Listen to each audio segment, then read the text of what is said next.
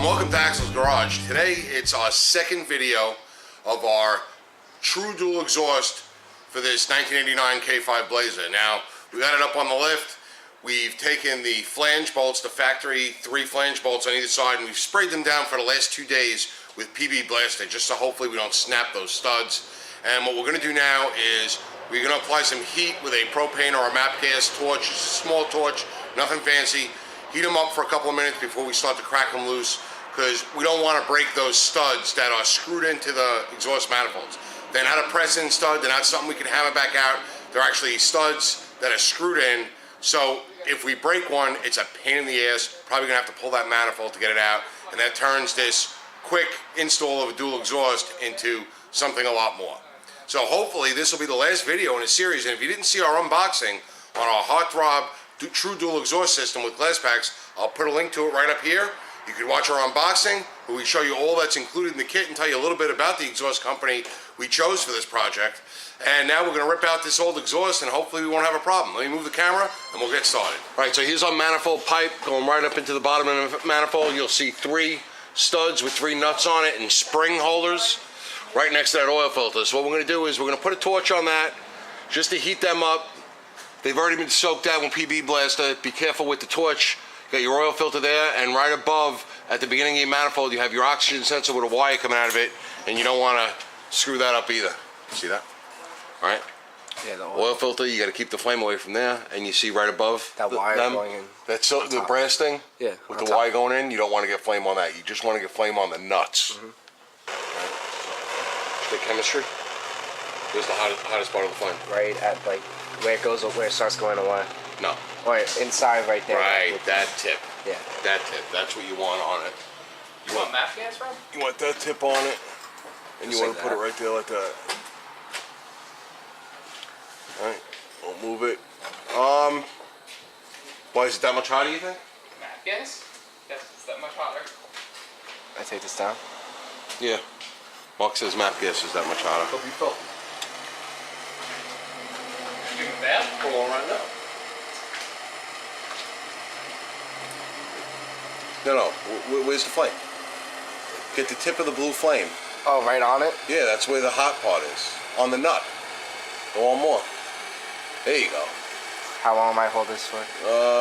3 minutes or so while I get the tools ready.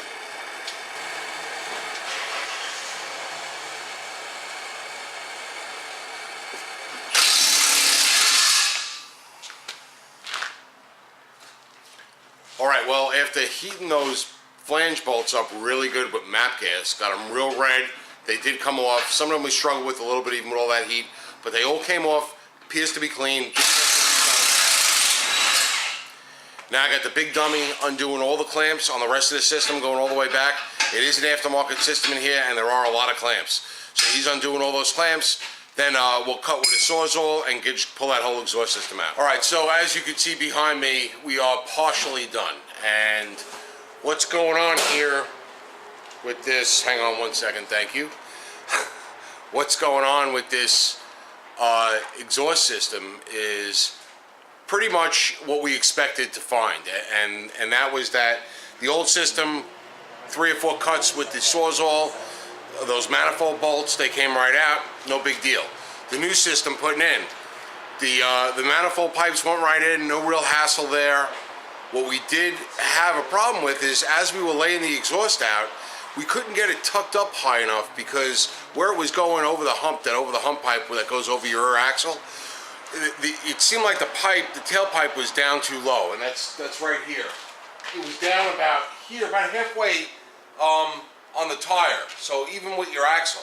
And it was way too low. We couldn't get it to go up because we were getting some interference with the gas tank and that rear cross member where the over the hump pipe was. And then we just took a step back and realized that it's all just back too far. The over the hump part of that pipe was actually, instead of being over the axle, was behind the axle. So what we did was we started to take it apart on one side, we remeasured, and we cut the intermediate pipe down. We took, what, about 8 inches out? Oh, here's the piece right here. We had to take this much out. That's about 6 or 8 inches. I would say about 8 inches. We took out of that intermediate pipe. Then we put it all back together and we were able to tuck it up and it actually went together pretty well. Problem is the hangers that come in the kit don't leave a lot of room for error, meaning they're just not easy to find a spot to mount it to. So we got it all bungeed up on this side. Then on this side, we had to do the same thing, but when we went to disconnect the pipe from the muffler, we had clamped it a little too tight, and we were having a tough time getting it apart. So we had to kind of beat it up a little bit, make a little relief cut in the tail of the muffler, and get it apart. We got it apart. We cut that intermediate pipe down. On that side, we didn't have to take out as much. We only had to take out about 3 inches. Took 3 inches out of that side, and now they're both even coming out the back, and they go over the hump fine, so we're able to tuck it up, and it's not interfering with anything. Let me move the camera, I'll show you what I mean there. All right, so right in this area here is, this pipe was actually all the way here. So we couldn't get it to tuck up because it was hitting the tank and it was hitting this cross member up here. And the same thing on the other side as well.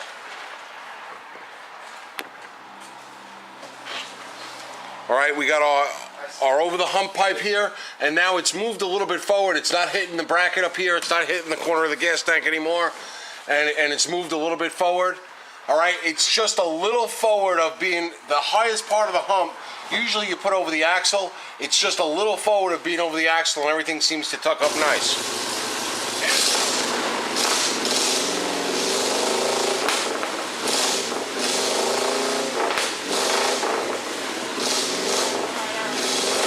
Alright, so what we have left now is, before we tighten all our clamps and brackets down, is we really need to hang it in our final location. And then that's, balancing the two tailpipes, making sure they're the same height, making sure they're sticking out the same distance, and you can adjust that just by turning the pipes. The mufflers have an offset, a little like it's really not a 45, maybe it's a little less than a 45-degree angle coming in and going out.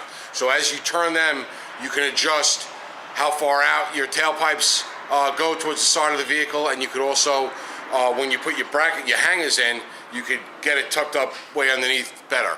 So they gave us these little L brackets that sort of work off of a clamp.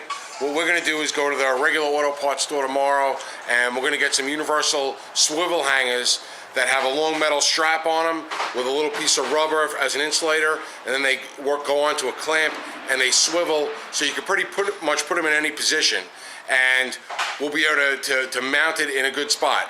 Once we get the hangers in and everything all buttoned up, then we can go and we can clamp down all our connections and tighten up our flange bolts at the manifold. But the big dummy couldn't wait. As you heard, it sounds a hell of a lot better than it did when we pulled it in. And when we're all buttoned up and we have no leaks, we'll do a side-by-side comparison. So that's it for tonight. It took a long time. Getting the old exhaust out was pretty quick, but trying to get this laid out with the hangers, and I think the hangers is the biggest drawback. Cutting the pipe isn't that big of a deal. It would have been nice if they would have said some trimming is required. It definitely was long for this short wheelbase Blazer. I guess that's what happens when you try to make a kit that covers a whole lot of different years. And they do. If you look at the kit, it covers a wide range of years, which there's going to be differences in your manifolds up front, your exhaust manifolds, over those years, and that could be why we're a couple inches back or a couple inches forward. So they left the pipes long, which is good, and we did some trimming. The hangers, definitely the weak part. So we'll continue along. That's it. This will be episode 2, and I got gloves on because of my big fat thumb problem. And this is episode 2. That's it for today, and we're going to go and film a new episode tomorrow when we finish up the exhaust and get it all buttoned up and do our sound comparison and show you what it looks like when it's all said and done down on the ground. Hope you enjoyed the episode. I hope the information is good for you. A good thing to think about when doing something like this. $225 for the kit mailed to your door. I wonder how much an exhaust shop would get just to make a custom exhaust system for something like this with 2 cheapo glass packs on it.